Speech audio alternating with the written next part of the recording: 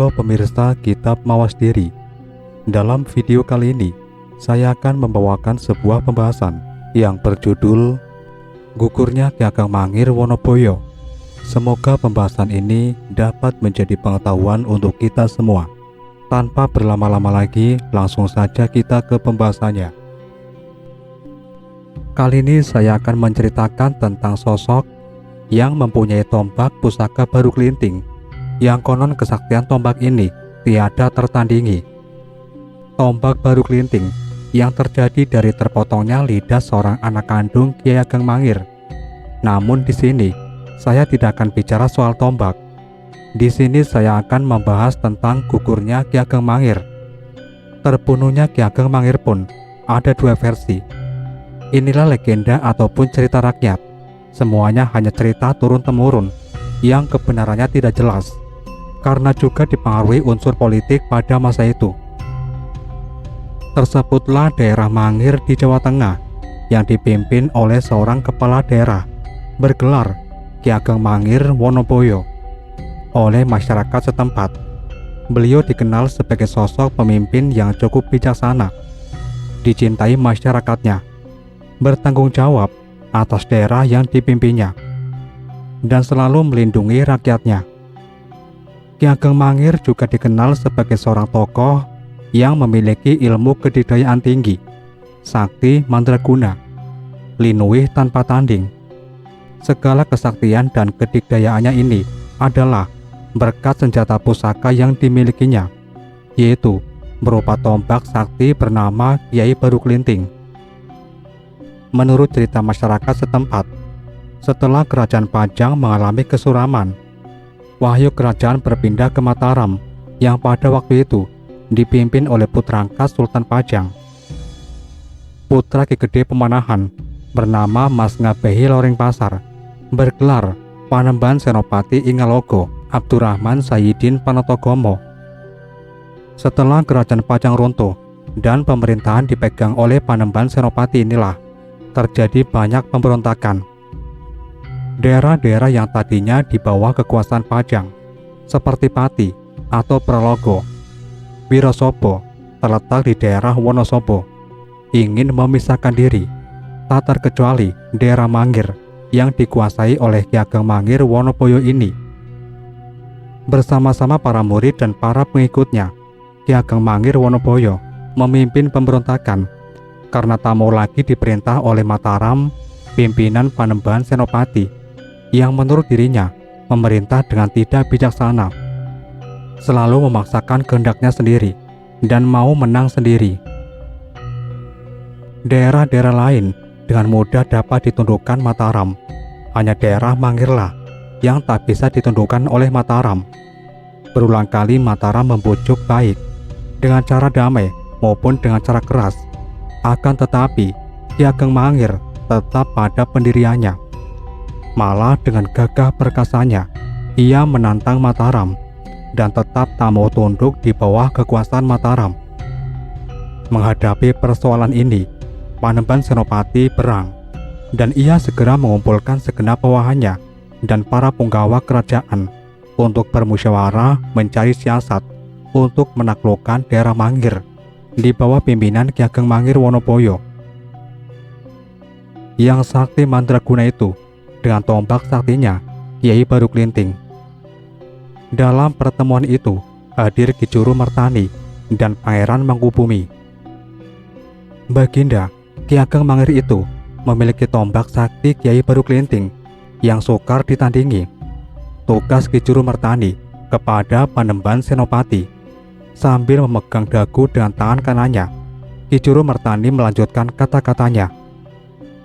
Kita harus sedikit mau berkorban Baginda, agar tak banyak lagi yang jatuh korban di pihak kita karena ulah Ki Ageng Mangir ini. Meskipun pengorbanan itu mungkin akan terasa berat bagi Baginda sendiri, sebab tanpa pengorbanan itu saya berkeyakinan upaya kita akan sia-sia. Oleh karena sepanjang pengetahuan saya, kesaktian tombak Kiai Baru Kelinting itu tak bisa dikalahkan dengan cara kekerasan. Kesaktian tombak tersebut hanya bisa dipunahkan jika tersentuh ikat pinggang atau kemben seorang wanita. Mendengar penuturan itu, Baginda Panembahan Senopati sangat setuju, lalu berkata kepada Ki Juru Mertani, "Baik, aku setuju dengan pendapat Ki Juru. Akan tetapi, siapakah wanita yang akan menjadi umpan untuk mendekati Ki Ageng Mangir dan tombak saktinya itu? Lalu bagaimanakah rencananya?" Berkata Baginda Panembahan Senopati kepada Ki Juru Mertani, "Tentu saja orang yang terdekat dan yang sudah kenal akrab dengan Ki Ageng Mangir, yaitu putri Baginda sendiri, Ananda Dewi Pembayun Baginda." Setelah bermusyawarah sekian lama demi kehormatan dan kebesaran Kerajaan Mataram, Panembahan Senopati akhirnya menyetujui dengan siasat Ki Juru Mertani. Dan segera Ki Juru Mertani pun memaparkan rencana selanjutnya. Pada akhirnya dicapai suatu keputusan bahwa putri Panembahan Senopati sendiri, yaitu Dewi Pembayun, yang mengemban tugas berat ini. Putri Panembahan Senopati Dewi Pembayun dikenal sebagai putri yang teramat cantik, pandai menari, dan memiliki suara yang indah. Tembang-tembang yang dinyanyikan Dewi Pembayun akan terasa lebih indah dan enak untuk didengar. Dalam tugasnya ini, Dewi Pembayun menyamar berperan menjadi teledek atau penari keliling. Dalam penyamarannya itu, Dewi Pembayun dikawal oleh para pengawal kerajaan yang dipimpin oleh kepala pengawal, Pangeran Mangkubumi, yang menyamar sebagai rombongan teledek. Dalam penyamarannya itu, rombongan harus berkeliling sampai ke daerah Mangir, yang merupakan daerah kekuasaan Ki Ageng Mangir Wonoboyo. Tugas rahasia ini dilaksanakan dengan penuh hati-hati, sehingga teledek terkenal yang berkeliling di setiap desa itu sesungguhnya adalah Dewi Pembayun, putri Sultan Mataram. Panembahan Senopati Ingalogo Abdurrahman Sayyidin Panatogomo. Rupanya siasat itu cukup ampuh. Ki Ageng Mangir yang mendengar berita tentang teledek yang cantik itu, pintar menari dan menyanyikan tembang ini, menjadi penasaran dan berniat untuk memanggil kepala rombongan kesenian tersebut untuk tampil di daerah kekuasaannya, yaitu Desa Mangir. Sudah barang tentu, hal ini membuat kepala rombongan, Pangeran Mangkubumi, merasa senang hatinya. Oleh karena memang inilah yang menjadi tujuannya. Pucuk dicinta ulam pun tiba. Singkat cerita, rombongan tari putri Dewi Pembayun dan kepala pengawal kerajaan Pangeran Mangkubumi tampil di rumah kediaman Ki Ageng Mangir Wonoboyo. Menyaksikan keluasan gerak tari dan kecantikan wajah Dewi Pembayun, Ki Ageng Mangir merasa tertarik dan jatuh cinta, dan hasrat tersebut diungkapkan Ki Ageng Mangir kepada Dewi Pembayun. Rupanya, cinta tak bertepuk sebelah tangan. Melihat kegegahan, keperkasaan, dan ketampanan Ki Ageng Mangir, Dewi Pembayun jatuh cinta pula dan menerima pinangan Ki Ageng Mangir. Sejak saat itu, mereka pun pada akhirnya menjadi suami istri yang sah, dan Dewi Pembayun tinggal di Mangir untuk beberapa waktu yang cukup lama. Sebagai seorang istri yang sudah cukup lama mendampingi suaminya Ki Ageng Mangir, Dewi Pembayun sudah barang tentu mengenal lebih dekat akan sifat, karakter, dan kebiasaan-kebiasaan suaminya itu.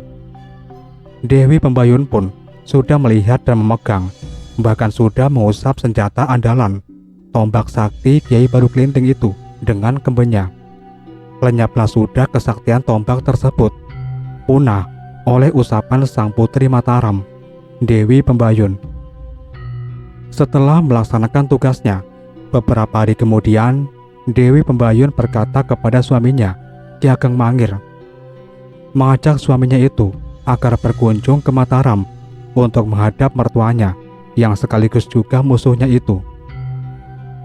Pada awalnya, Ki Ageng Mangir menolak keras ajakan istrinya itu, karena dalam hati kecilnya, ia merasa ini adalah hanya siasat Mataram untuk menaklukkan dirinya. Akan tetapi karena bujuk rayu istrinya yang begitu merajut, penuh dengan perasaan cinta, Ki Ageng Mangir tak berdaya. Hatinya luluh juga dan mengabulkan permintaan istrinya yang sangat dicintainya itu. Baiklah Pembayun, aku mempercayaimu. Andai pun ini adalah siasat ayahmu, atau mungkin siasat engkau sendiri, aku ikhlas dan rela. Aku tahu semuanya ini saat kau mengusap senjata andalanku, tombak Kiai Baru Kelinting ketika aku tertidur. Ini artinya, sebagian besar kesaktian tombak itu sudah punah. Artinya pula, sebagian kesaktian yang ada di tubuhku, ini pun telah lenyap pula. Demikian Ki Ageng Mangir berucap kepada istrinya, Dewi Pembayun, yang sangat dicintainya itu.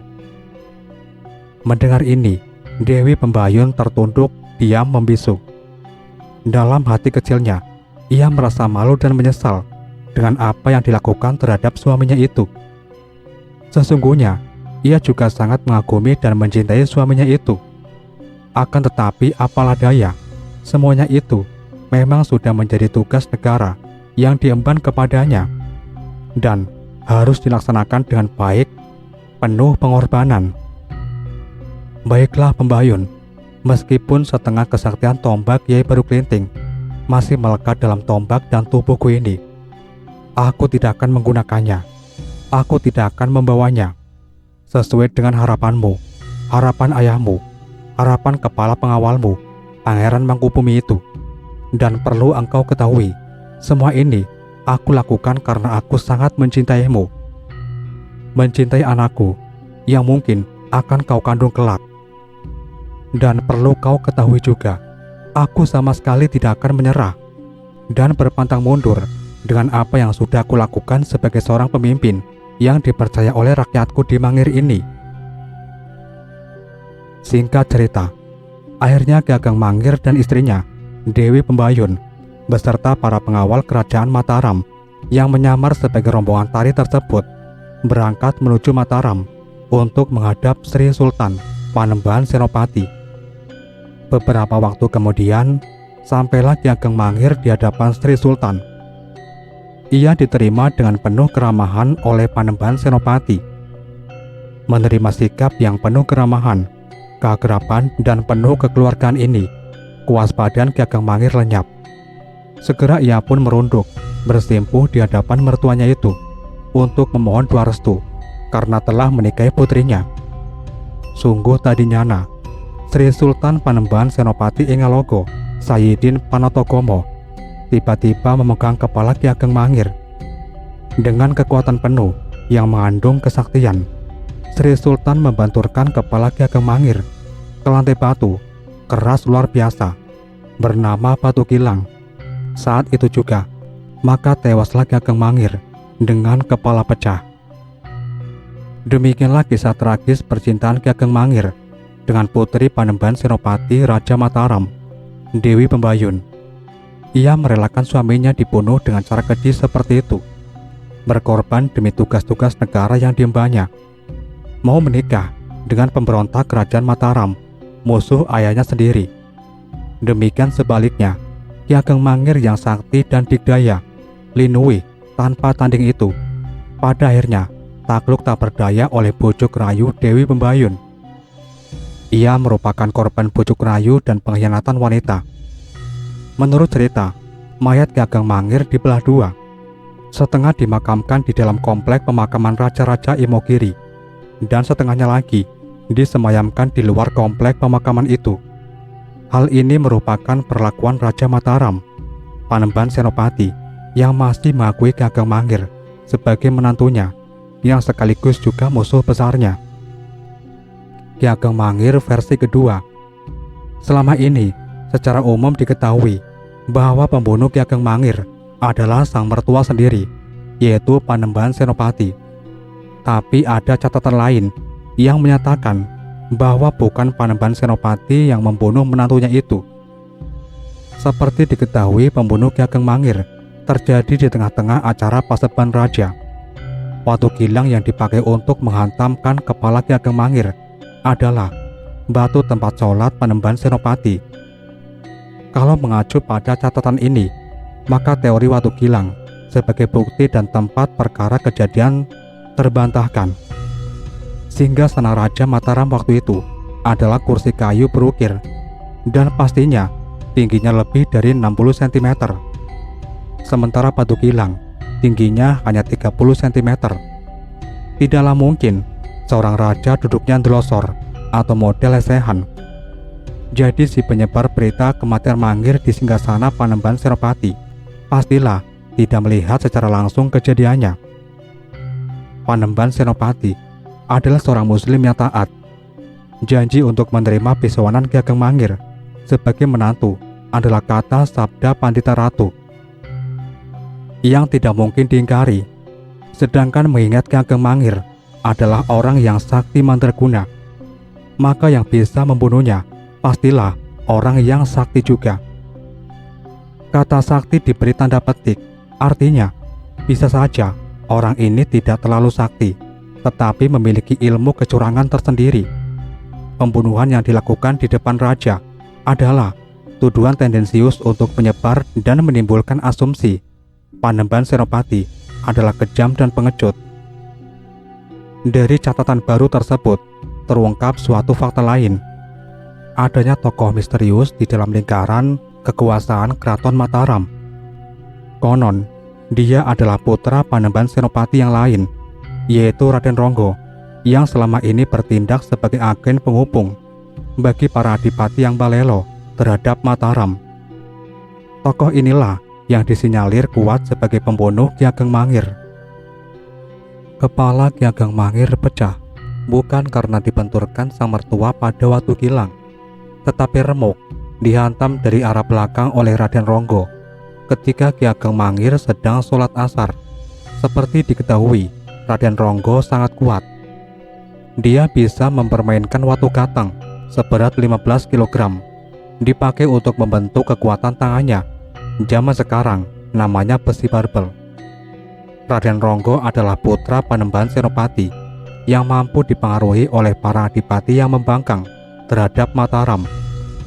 Keberadaannya di Keraton Mataram tidak disukai bahkan oleh Panembahan Senopati sendiri.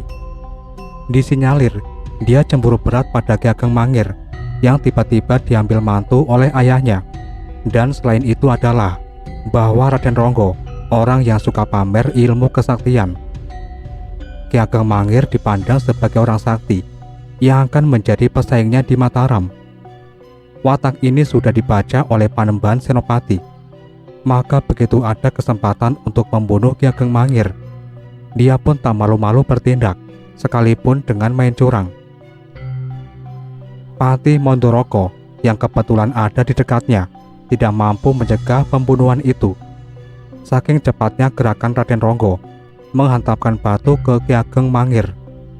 Patih Mondoroko yang adalah murid langsung Kanjeng Sunan Kalijogo adalah tokoh yang mengislamkan Ki Ageng Mangir.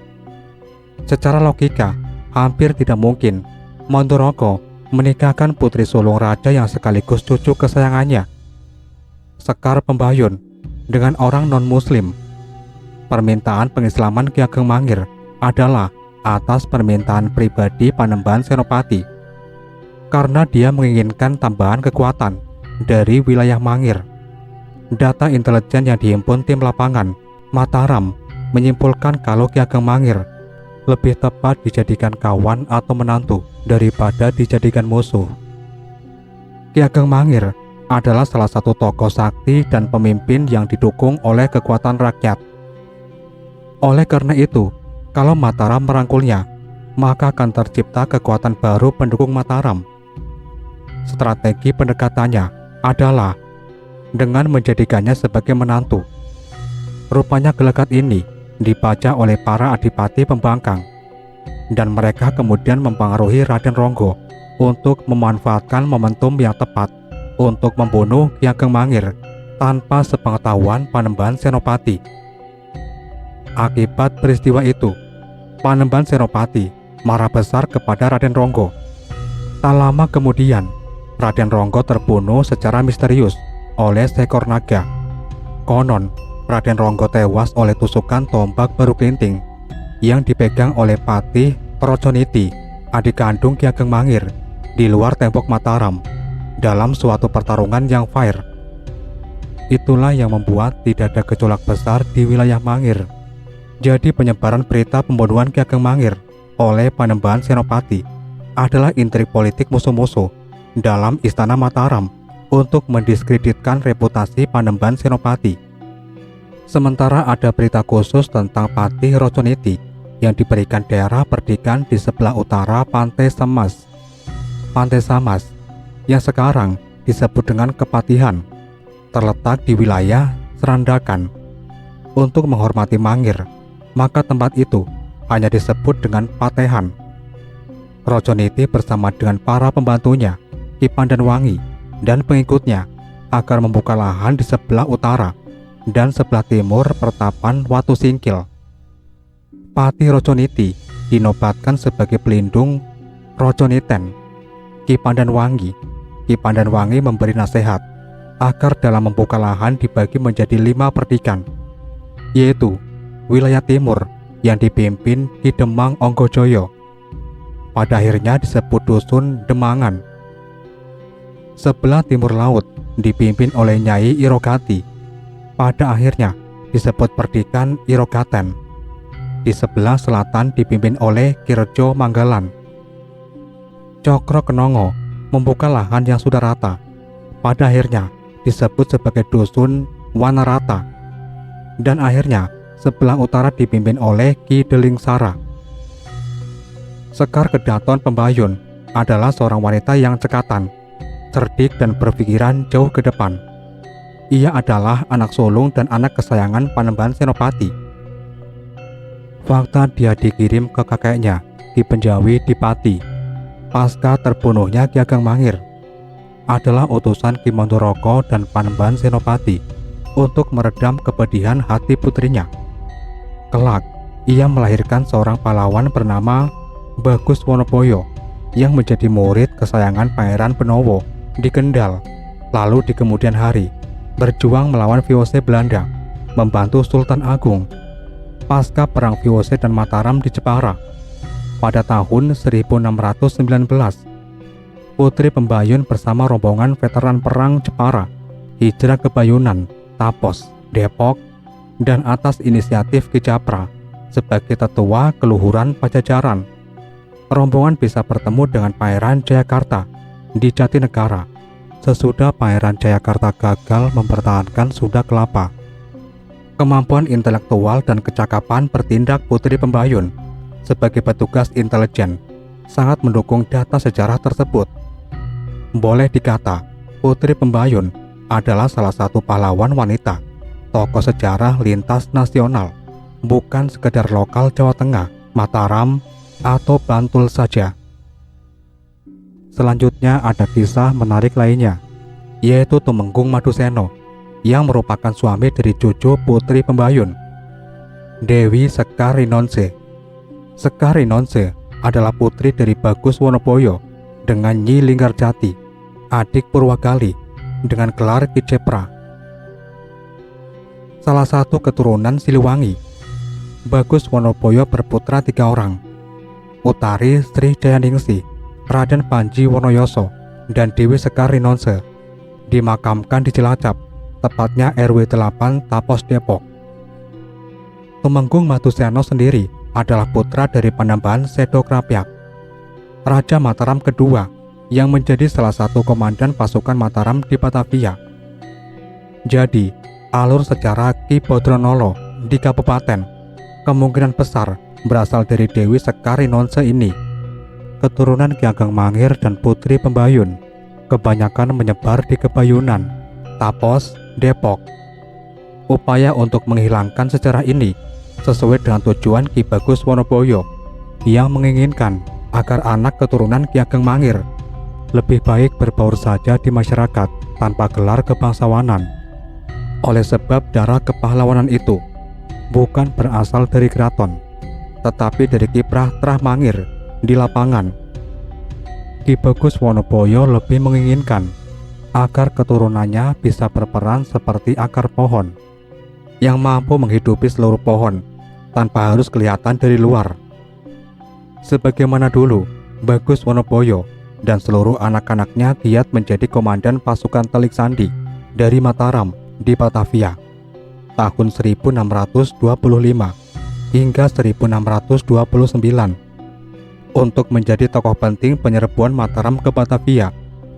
Tentu saja, penguasaan bahasa Belanda merupakan syarat yang sangat mutlak untuk menjadi tim intelijen Mataram di Batavia pada masa itu.